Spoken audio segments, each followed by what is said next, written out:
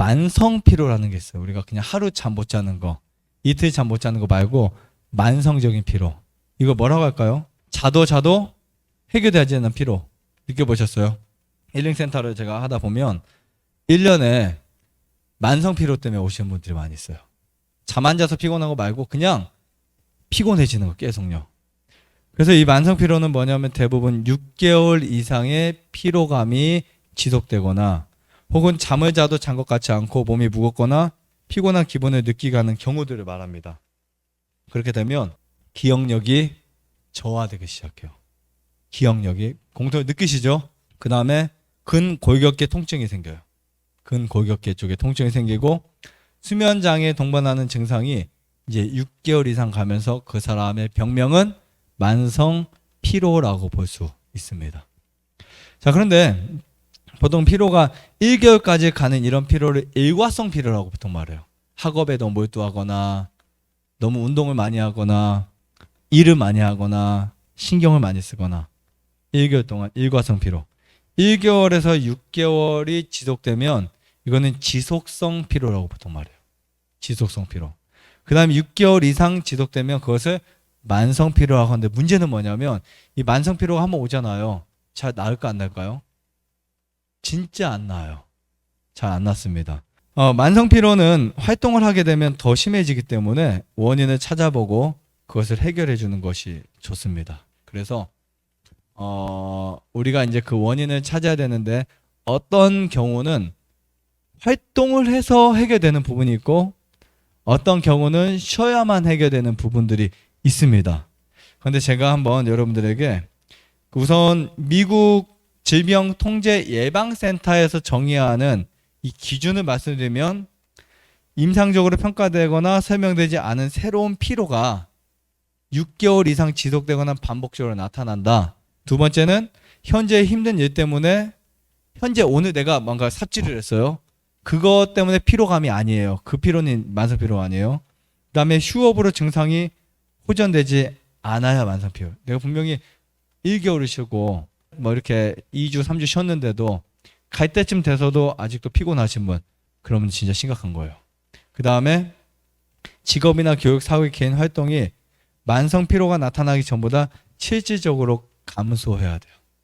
그래서 이렇게 자기의 만성 피로를 우선 측정을 할 수 있어야 돼요. 왜냐하면 현대인들의 많은 분들이 그냥 옆에 사람도 피곤하다, 옆에 사람도 힘들다, 짜증난다, 스트레스 받는다 이런 말 많이 하니까 내 상태가 피로가 있다고 생각하지 않는 경우들이 되게 많아요. 그래서 이 만성 피로의 증후군들이 있는데 만약에 여러분들이 이런 것이 나타난다면 진단을 한번 해보세요. 제가 좀 알려드릴게요. 첫 번째, 두통이 나는 자주 일어난다. 왜냐 에너지가 부족하니까 어느 순간부터 두통이 너무 자주 일어나. 그냥 이런 거 있어요. 신경을 팍 쓰면은 머리 아플 때 있어요. 저도 뭔가 해결해야 할 일들을 신경을 많이 팍 쓰면 머리가 아파요. 그래서 저도 어느 순간 쉬어야 되겠다라는 생각을 이제 마음 먹었어요. 쉬어야 되겠다. 근데 그 쉴 때 휴대폰을 보면서 쉬는 건 쉬는 게 아니에요. 무슨 말인지 아시겠죠? 쉴 때는 뇌의 회로가 정상적으로 세팅이 될 수 있도록 만들어줘야 진짜 쉼이에요. 그러니까 여기 오셔서 여러분들이 전화 많이 하고 휴대폰 많이 하고 뭐 이런 아니면 스트레스 집에 일 많이 하고 이런 것들 있죠. 이런 건 절대 쉬는 게 아닙니다. 자, 그 다음에 기억에 장애가 왔어요. 기억력이 떨어졌어요. 네. 그리고 세 번째는 인후통이 있습니다. 인후통. 막 이렇게 생겨요. 막 이렇게. 그 다음에 네 번째는 림프절에 이렇게 순환이 잘 안 되고 뻐근하고 막 그래요. 피곤하게 되면 이 림프가 순환을 안 하고 있다는 뜻이래요. 그 다음에 근육통이 있어요. 근육통. 막 이렇게 어깨도 아프고 막 목도 아프고. 그래서 피곤하면요. 흔히 어지 만지면 많이 시원해져요. 이 목 있죠? 이 목 뒷골. 여기를 세게 이렇게 만져주면 피로감이 싹 줄어들어요. 이때 페퍼민트 오일 아세요? 페퍼민트. 이 페퍼민트 허브를 두세 방울 딱 발라주고 하면은 굉장히 시원해요. 그러면서 굉장히 이쪽이 쉽게 피로감이 풀려버립니다. 자, 그 다음에 관절통이 또 와요. 관절통. 요즘에는요, 나이하고 상관없이 뼈가 되게 약해 있어요. 뼈와 뼈를 연결해주는 근육 또 인대 이런 데가 약해 있다고요. 자, 왜냐하면 칼슘이나 미네랄 섭취가 제대로 형성되지 않다 보니까 예전에는 노인분들이 넘어지면 잘 부러지거나 했던 게 지금은 젊은 친구들도 골절 사고 정말 많이 납니다. 이거 심각한 문제예요. 그 이유 중에 하나가 무엇의 부족이다? 미네랄의 부족이다. 미네랄. 자, 7번째, 잠을 자도 피곤함이 지속해요. 잠을 자도. 그 다음에 8번째, 활동 후에 찾아오는 심한 권태감도 생겨요. 정말 삶이 재미없어요. 지겨워요. 오늘 아침에 딱 일어나고 하루를 사는데 그냥 심란한 거 있죠. 그런 거 있어요, 혹시요? 우울감? 그런 게 이제 만성 피로 중에 하나다라고 볼 수 있습니다. 만성 피로 증후군을 치료하지 않고 그냥 놔두잖아요. 그러면 우리 몸에 반드시 문제가 옵니다. 이것이 계속 지속되다 보면 뇌혈관 질환의 치매까지 올 수 있어요. 이거 그대로 놔두면. 그래서 우리나라 치매 정말 높죠. 치매의 예방 중에 하나는 저는 피로감 없애는 거다 이렇게 말씀드리고 싶어요. 피로감 없애는 건 답을 찾으면 되는데 오늘 제가 그 답을 알려드릴 거예요. 그 만성 피로에 대한 부분이 되게 많은데 제가 해결 방법을 우선은 알려드릴게요. 그냥 뻔한 거 말하지 않을게요. 뻔한 거 쉬어야 된다, 스트레스 안 받아야 된다, 뭐 이런 거 뻔한 거 말고 제가 여러분들에게 정말 중요한 거 알려드릴게요. 첫 번째, 호흡을 많이 해야 된다. 호흡, 복식 호흡을 충분히 하셔야 된다. 그러니까 피로감이 많이 오는 분들에게 꼭 추천드리고 싶은 것 중에 하나가 복식 호흡입니다. 그래서 우리가 이 복부로 숨을 쉬게 되잖아요. 그러면 공기 중에 무엇이 우리 몸으로 들어온다? 산소가 들어오는 거예요. 산소가 들어와서 그것이 우리 몸에서 무슨 작용을 하냐면 항산화 작용을 해요. 그래서 여러분들 몸에 부패되거나 노폐물을 처리해 주거나 그러다 보니까 피로감이 줄어드는 거예요. 그리고 두 번째, 규칙적인 수면을 갖는 거예요. 오늘은 10시에 잤다가 내일은 8시에 잤다가 모레는 11시에 이런 거 말고 가급적 정해진 시간에 잠을 주무시는 거예요.